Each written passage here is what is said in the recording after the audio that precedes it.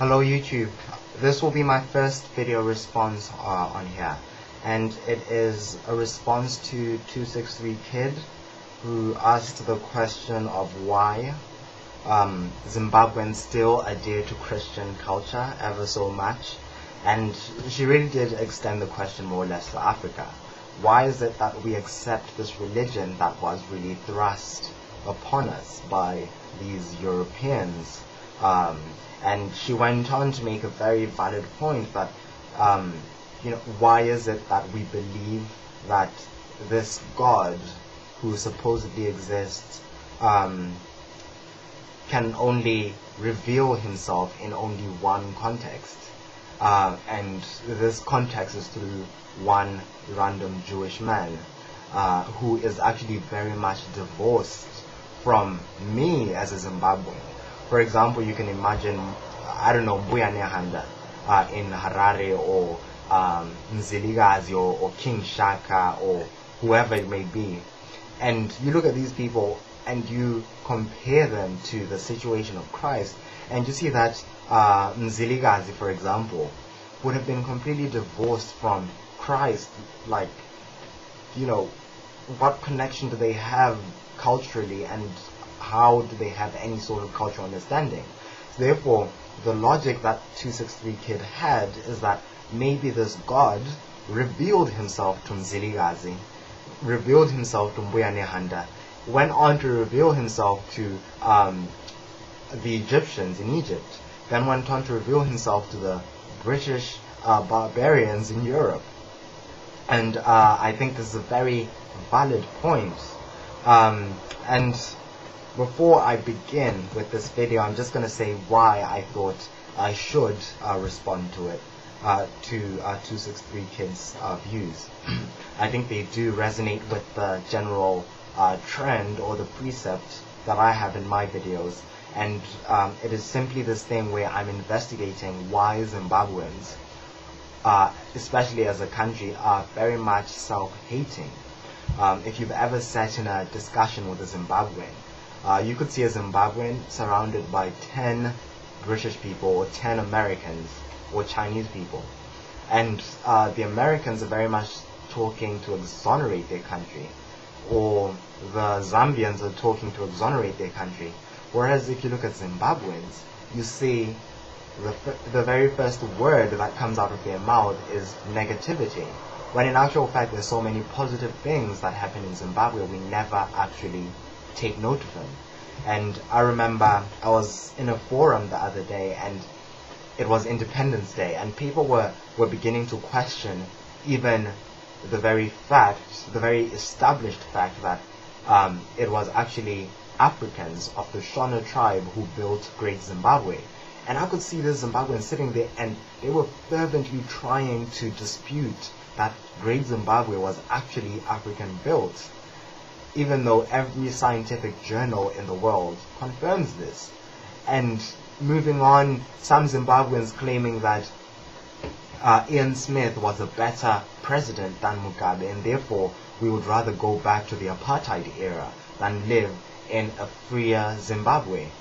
And you really look at the Zimbabweans, and the only reason that comes to my mind why they think like that is inferiority complex. And this is where I return to the religion question of why is it that Zimbabweans really harbor and detest their own African philosophical beliefs. And the simple reason is this inferiority complex, where people, anything that is Zimbabwean, we seem to just detest. I remember in the 1990s when Zimbabwe was supposedly the breadbasket of Africa, as Western media always root towards. You see that every Zimbabwean I knew, they wanted to go to South Africa. We in Ndebele people, we called South Africa Egoli, which means the city of gold. And we know Johannesburg is nothing like that. But yeah, everyone, Ngifungi Egoli and all these things. And you see, people would say, oh yeah, look at these sofas that I got. I got them from South Africa. And you'd actually look at the sofas and you'd realize, you know what, you could have got those sofas in Harare. Like, simply, you could have just walked into a shop and got them. But due to this inferiority complex we have as Zimbabweans, one has to get on an aeroplane or a bus, go to South Africa and buy a TV and come back to Zimbabwe. And it's the same thing with cars. You know, oh, I got this car from South Africa. But you look at the car and it's a Toyota. And they don't make Toyotas in South Africa. And you can get a Toyota in Gweru, Harare, Bulawayo, anyway. But these people get on a bus, go to South Africa to get a Toyota car. They come back to Zimbabwe, they say, well, I got this car from South Africa. And it's this thing, this prevailing attitude with Zimbabweans where every single thing that is not Zimbabwean seems to be better than anything that is Zimbabwean.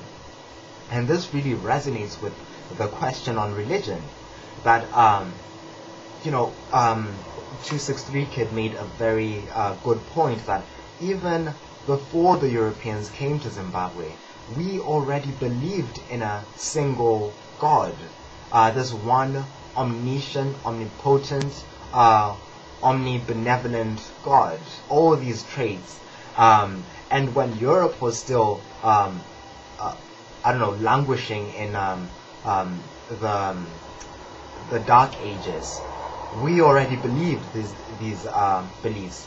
When Europe was still in the Dark Ages, we were building civilizations like Great Zimbabwe and trading with India when Europeans didn't even know India existed back then.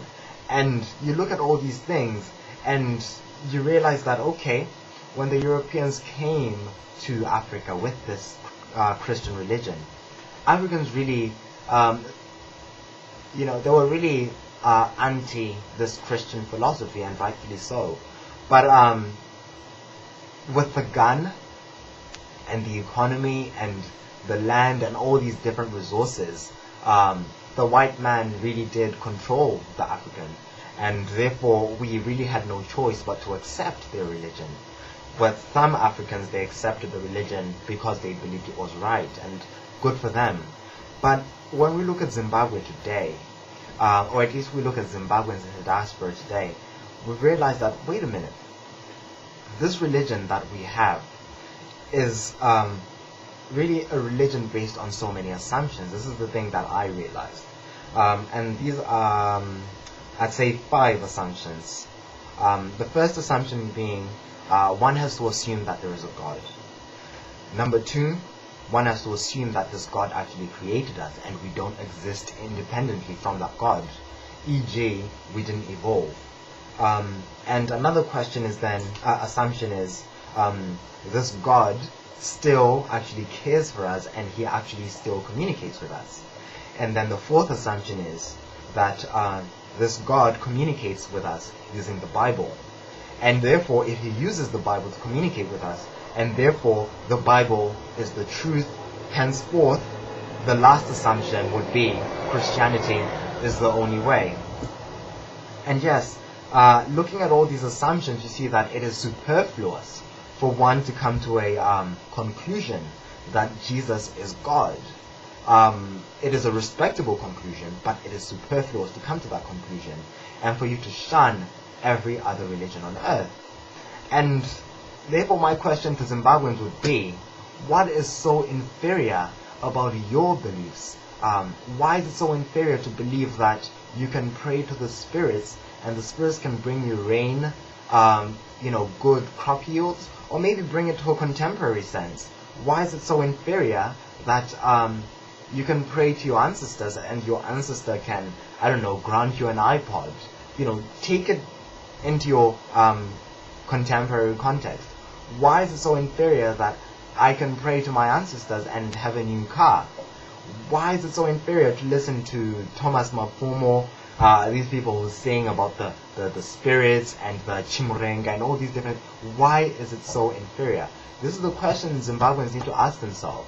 I'm not advocating that you become an African pantheist, and I'm not advocating that you become a Seventh-day Adventist Christian as I am, but I am advocating that you question the very fundamental of why you arbor everything that is African, everything from African religion, philosophy, to African art, culture, and even politics.